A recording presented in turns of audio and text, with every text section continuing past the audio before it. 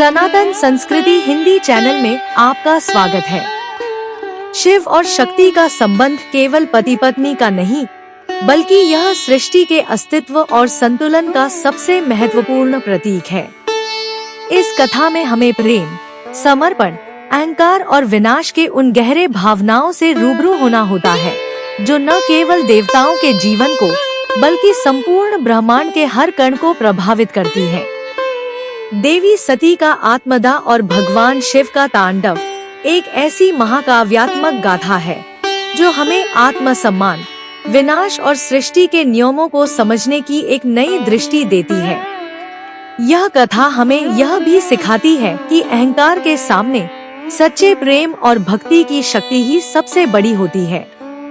आज हम इस अमूल्य गाथा के हर एक पहलू को महसूस करेंगे और समझेंगे कि कैसे सती के आत्मदाह ने भगवान शिव को एक ऐसी स्थिति में पहुंचाया, जहां से तांडव नृत्य के साथ सृष्टि को फिर से संजीवित किया गया।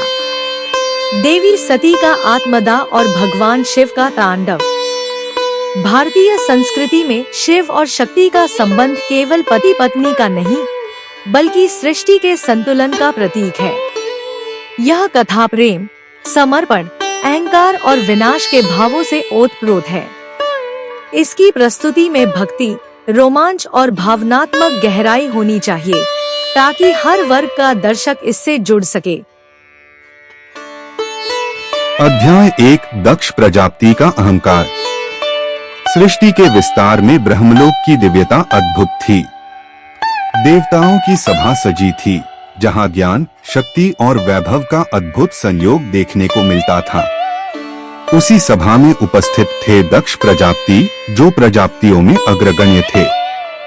उनके मुख पर अपार गर्व था, उनकी वाणी में कठोरता और उनके हृदय में अपार अहंकार। देवताओं की चर्चा के दौरान अचानक महादेव शिव का नाम आया।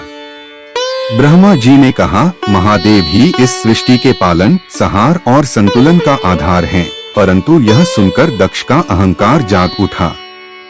उनका चेहरा तमतमा गया और वे क्रोधित स्वर में बोले, शिव, वह औघड़, वह योगी जो श्मशान में भस्म रमाए रहते हैं, जिनका कोई राज सिंहासन नहीं, कोई लोक व्यवस्था नहीं, ऐसे व्यक्तियों का सम्मान करना मेरी प्रतिष्ठा के विरुद्ध है। सभा में एक क्षण के लिए मौन छा गया। सभी देवता स्तब्ध थे। नारद मुनि, जो सबके बीच में थे, शीघ्र ही ब्रह्मलोक पहुंचे और यह समाचार ब्रह्मा जी को सुनाया। इसी बीच दक्ष ने अपने वैभव और शक्ति के प्रदर्शन के लिए महायज्ञ का आयोजन करने का निश्चय किया। वे चाहते थे कि यह यज्ञ इतना भव्य हो कि सभी देवता, ऋषि मुनि, गंधर्व और यक्ष उनकी प्रतिष्ठा के आगे नतमस्तक हो जाएं। यज्ञ की तैयारियां होने लगी। चारों ओर वेद मंत्रों की गूंज, सुगंधित हवन सामग्री की सुगंध और आकाश में मंडराते देवताओं की सवारियां यज्ञ की भव्यता को और बढ़ा रही थीं। लेकिन एक बात स्पष्ट थी, इस यज्ञ में शिव और सती को आमंत्रित नहीं किया गया। दक्ष ने जानबूझकर यह अपमान किया। उनके मन में यह भावना थी कि जो शिव मेरी पुत्री का पति होते हुए भी मेरी आज्ञा का पालन नहीं करता, उसे मैं अपनी सभा में स्थान नहीं दूंगा। देवलोक में यह समाचार तेजी से फैलने लगा। देवताओं के मन में संशय था, क्या दक्ष का यह अहंकार कोई बड़ी विपत्ति को जन्म देगा। अध्याय 2 सती का आत्मसम्मान और यज्ञ में जाना। कैलाश पर्वत, जहां साक्षात शिव और शक्ति का निवास था, अपनी अलौकिक दिव्यता से प्रकाशित था। हिमालय की चोटियों पर शीतल वायु बह रही थी और शिव अपने ध्यान में मग्न थे। वहीं माता सती अपनी भक्ति और प्रेम से शिव की सेवा में लीन थीं। इसी बीच कैलाश में एक संदेश आया। दक्ष प्रजापति ने एक भव्य यज्ञ का आयोजन किया है, जिसमें समस्त देवताओं, ऋषि मुनियों और लोकों के अधिपतियों को आमंत्रित किया गया है। जैसे ही यह समाचार सती तक पहुंचा, उनका मन विचलित हो उठा। उनके नेत्रों में जिज्ञासा और उत्सुकता थी। उन्होंने शिव के समीप जाकर कहा, प्रभु, मेरे पिता ने इतना बड़ा यज्ञ किया है और मैं उनकी पुत्री हूँ। मैं वहाँ जाना चाहती हूँ। शिव ने गंभीरता से सती की ओर देखा। उनके मुख पर शांत गंभीरता थी, परंतु स्वर में गहन चेतावनी। प्रिय सती, एक पिता के घर जाने के लिए कोई रोक नहीं हो सकती, परंतु यह यज्ञ प्रेम और समर्पण से नहीं, बल्कि अहंकार से भरा है। वहाँ केवल दिखावा और अपमान होगा। हम दोनों को निमंत्रण तक नहीं भेजा गया। क्या यह स्पष्ट संकेत नहीं कि हमें वहाँ नहीं जाना चाहिए? सती का मन व्यथित हो गया। उनकी आंखों में हल्का अश्रु छलक आया। वे थोड़ी देर मौन रहीं, फिर वेदना से बोली, प्रभु, क्या एक पुत्री को अपने मायके जाने के लिए भी निमंत्रण चाहिए? यह मेरा जन्म स्थान है। वहाँ मेरी माता होंगी, मेरी बहनें होंगी। मुझे जाना ही होगा। शिव सती के प्रेम और उनकी भावना को समझ रहे थे, परंतु उनका हृदय किसी अनहोनी की आशंका से घिर गया। उन्होंने एक बार फिर कहा, यदि तुम जाना चाहती हो तो यह तुम्हारी इच्छा है, पर याद रखना, वहाँ जो होगा उसे रोक पाना कठिन होगा। सती ने शिव की ओर देखा। उनकी आंखों में विश्वास और दृढ़ संकल्प था। उन्होंने कैलाश के गणों को बुलाया और उनके साथ पितृलोक की ओर प्रस्थान किया।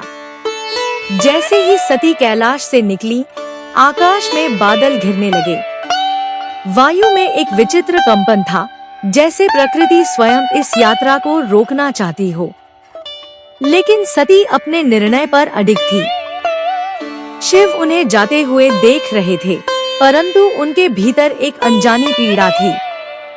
क्या यह यात्रा सती को उनके सम्मान की रक्षा दिलाएगी या उनके जीवन को एक नए मोड़ पर ले जाएगी? अध्याय 3, यज्ञ में सती का अपमान।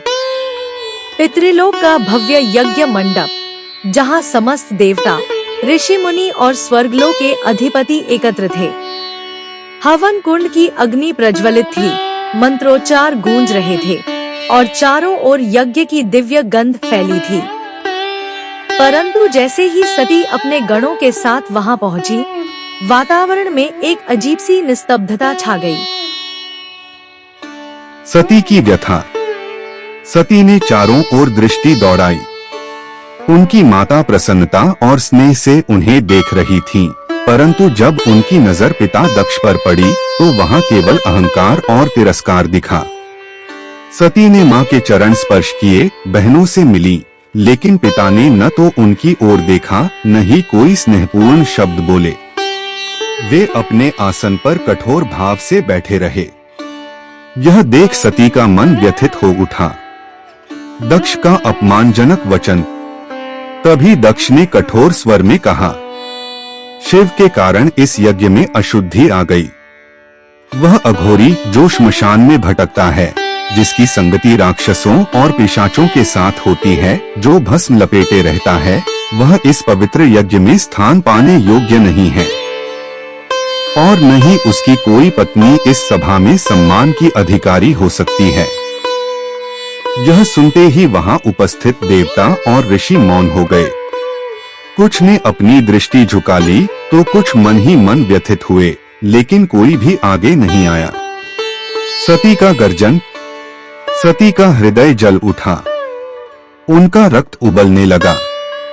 उन्होंने क्रोध और वेदना से दक्ष को देखा और तेजस्वी स्वर में कहा, पिताश्री, आप शिव का नहीं, अपने अहंकार का प्रदर्शन कर रहे हैं। शिव जो समस्त ब्रह्मांड के आधार हैं, जिन्हें देवता भी आदर देते हैं, उनका अपमान कर आपने स्वयं अपने यज्ञ को नष्ट कर दिया है। आपने केवल मेरे पति का नहीं, बल्कि मेरी आत्मा का अपमान किया है। सभा में पूर्ण मौन छा गया। यह शब्द केवल एक पुत्री के नहीं थे, यह ब्रह्मांड की शक्ति, स्वयं आदि शक्ति के वचन थे। आत्मदाह का संकल्प। सती के नेत्र अग्नि समान जल उठे। उन्होंने अपने चारों ओर देखा और कहा, जब यह शरीर ही मेरे आत्मसम्मान की रक्षा नहीं कर सकता, तो इसका कोई अस्तित्व नहीं रहना चाहिए। यह कहकर सती ने अपनी शक्ति को जागृत किया और बिना किसी संकोच के यज्ञ अग्नि में प्रवेश कर गईं। शोक और भय का वातावरण। यज्ञ वेदी की ज्वालाएं भड़क उठीं। चारों ओर भयंकर आक्रोश और शोक की लहर दौड़ गई। देवता ऋषिमुनि भयभीत हो उठे। माता ने विलाप किया, बहनों ने पुकारा, परंतु अब कुछ भी नहीं बचा था।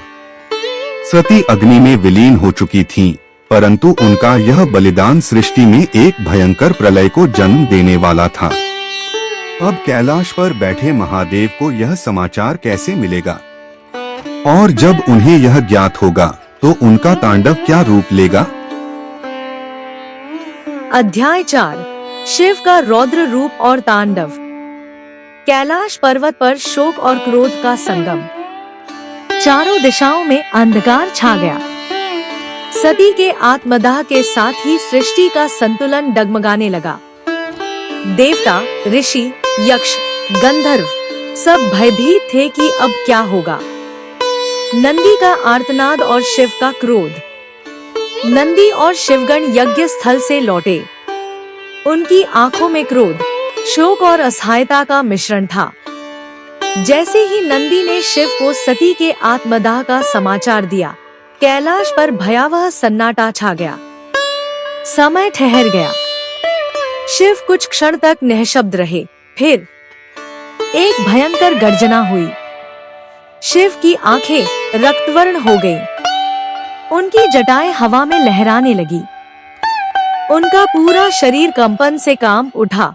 यह शोक था, यह क्रोध था, यह सहार का आह्वान था।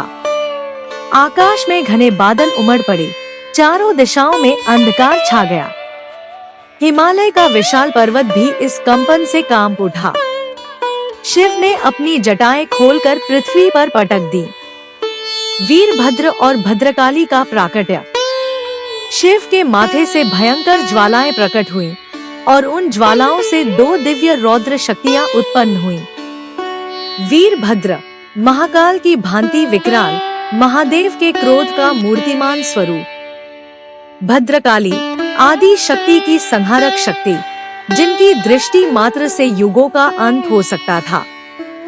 शिव ने आदेश दिया, दक्ष का यज्ञ विध्वंस कर दो। जो शिव का अपमान करे वह दंड से नहीं बच सकता। वीरभद्र का प्रलयकारी विध्वंस। वीरभद्र और भद्रकाली ने अपनी सेनाओं के साथ दक्ष यज्ञ स्थल की ओर प्रस्थान किया। वहां पहुंचते ही उन्होंने ऐसा तांडव मचाया कि स्वयं देवता भी भयभीत हो उठे। यज्ञ मंडप ध्वस्त होने लगा। दक्ष के सैनिक और यज्ञ में उपस्थित देवता भागने लगे। ऋषियों ने शिव से क्षमा मांगने का प्रयास किया, परंतु क्रोधाग्नि अब रुकने वाली नहीं थी। दक्ष का अंत। वीरभद्र ने दक्ष को खोज निकाला। महादेव का अपमान करने वाले अहंकारी दक्ष, आज तेरा अंत निश्चित है। दक्ष भयभीत हो गए, परंतु अब कोई उन्हें बचाने वाला नहीं था। वीरभद्र ने अपनी तलवार उठाई और एक ही वार में दक्ष का सिर धड़ से अलग कर दिया। यज्ञस्थल रक्त से लाल हो गया। विध्वंस अपने चरम पर था। शिव का महातांडव। जब महादेव स्वयं यज्ञ स्थल पहुँचे तो उनका रूप देखने मात्र से देवताओं ने सिर झुका लिया। उनकी जटाएं खुली थीं। उनका नृत्य ऐसा था कि पृथ्वी हिल रही थी, समुद्र कांप रहा था, पर्वत बिखर रहे थे। हर ध्वनि, हर नाद महाप्रलय की घोषणा कर रहा था। यह केवल एक तांडव नहीं था, यह सृष्टि को हिला देने वाला विध्वंस था। अब कोई नहीं जानता था कि आगे क्या होगा। क्या संहार से बचने का कोई उपाय था? क्या शिव का क्रोध शांत होगा या सृष्टि विनाश की ओर बढ़ेगी? अध्याय 5 शिव का सती वियोग और तांडव नृत्य। शिव यज्ञ स्थल पर पहुंचते हैं। यज्ञ स्थली विध्वंस के बाद अब शांत थी, परंतु यह शांति किसी भीषण तूफान से पहले की निस्तब्धता थी। चारों ओर ध्वंस के अवशेष पड़े थे, टूटी हुई वेदियां, ध्वस्त मंडप और इधर-उधर भागते देवता एवं ऋषिगण। जब महादेव वहां पहुंचे तो उनका हृदय वेदना से भर उठा। उनकी दृष्टि जैसे ही सती के निर्जीव शरीर पर पड़ी, वे ठिठक गए। उनकी आंखों में जो अग्नि अभी तक संहार कर रही थी, वह अब अश्रुओं में बदल गई। वे धीरे धीरे आगे बढ़े और सती के पार्थिव शरीर को अपने करुणामय हाथों से उठाया। चारों दिशाओं में सन्नाटा था, केवल शिव की गहरी श्वासें और हृदय विदारक करुणा गूंज रही थी। सती, तुमने मुझे छोड़ दिया। महादेव ने सती के निर्जीव मुख को देखा और एक हृदय विदारक विलाप किया, जिससे पूरी सृष्टि कांप उठी। शिव का दिशाओं में भटकना। महादेव ने सती के शरीर को अपने कंधे पर उठा लिया। वे करुणा से व्याकुल होकर सारी दिशाओं में घूमने लगे। हिमालय, गंगा तट, कैलाश, पृथ्वी के हर कोने में वे अपनी सती को खोजते रहे, मानो मृत्यु के चंगुल से उन्हें पुनः जीवित कर देना चाहते हों। उनकी व्यथा को देखकर देवगण भयभीत हो गए। देवताओं की प्रार्थना और विष्णु की युक्ति। देवताओं ने देखा कि यदि महादेव इसी प्रकार सती के पार्थिव शरीर को लिए भटकते रहे तो सृष्टि का संतुलन बिगड़ जाएगा। वे ब्रह्मा और विष्णु के पास पहुंचे और प्रार्थना करने लगे, हे देव, यदि शिव का यह शोक नहीं थमा तो संहार निश्चित है। विष्णु ने समाधान खोजने का निश्चय किया। सुदर्शन चक्र से शक्ति पीठों की स्थापना। भगवान विष्णु ने अपना सुदर्शन चक्र चलाया, जिससे सती के शरीर के टुकड़े टुकड़े हो गए। ये अंग जहां जहां गिरे, वहां शक्ति पीठ स्थापित हो गए। माता सती शक्ति स्वरूपा बनकर संपूर्ण ब्रह्मांड में व्याप्त हो गई। इस प्रकार महादेव को धीरे धीरे सती से अलग करने की प्रक्रिया आरंभ हुई। शिव का नटराज रूप और भयंकर तांडव। परंतु शिव की वेदना कम नहीं हुई। जब वे अंतिम बार सती के अंतिम अंश को देखते हैं, तब उनका करुण रूप महाकाल में बदल जाता है। उनका शरीर अग्निज्वाला की भांति प्रदीप्त हो उठता है। उन्होंने अपना डमरू उठाया और भयंकर तांडव आरंभ कर दिया। यह नृत्य सामान्य नहीं था, यह सृष्टि के विनाश का नृत्य था। दिशाएं कंपायमान हो गईं। नदियों का प्रवाह उलटने लगा। ग्रह नक्षत्र अस्त-व्यस्त हो गए। संपूर्ण ब्रह्मांड भय से सिहर उठा। देवताओं ने देखा कि यदि शिव का यह तांडव नहीं रुका तो सृष्टि समाप्त हो जाएगी।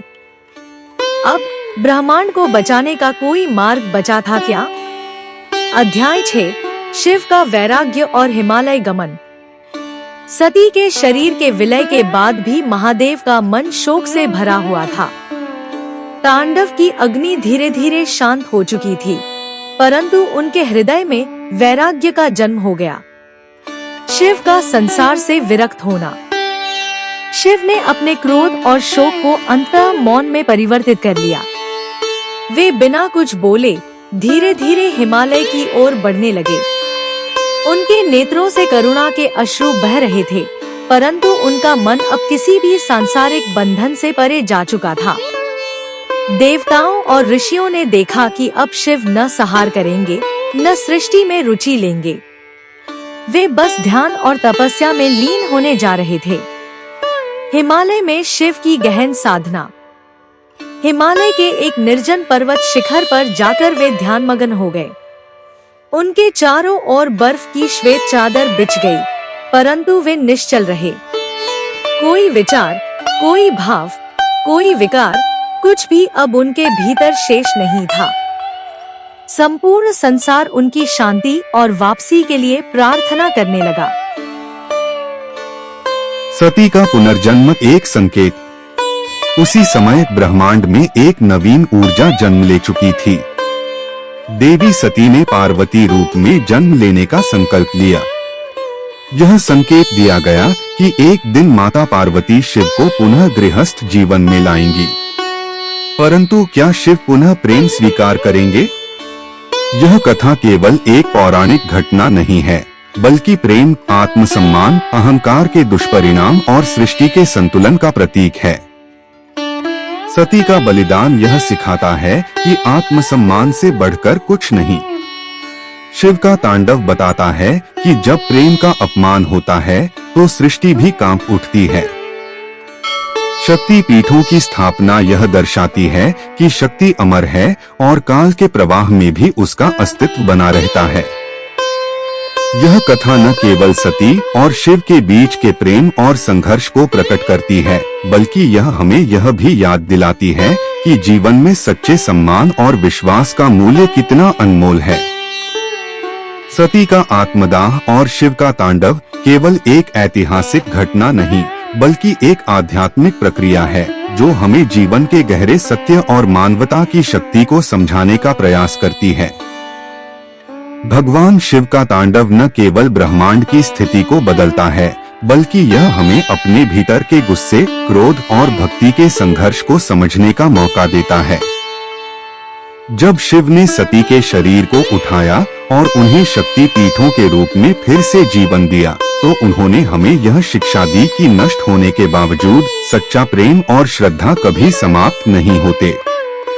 यही सच्चाई है, प्रेम, भक्ति और आत्मसम्मान का जीवन में हमेशा मार्गदर्शन करना। हम आशा करते हैं कि सनातन संस्कृति हिंदी चैनल के इस वीडियो ने आपको आध्यात्मिक प्रेरणा दी हो और आपको हमारी सांस्कृतिक धरोहर से जुड़ने का एक नया दृष्टिकोण प्रदान किया हो।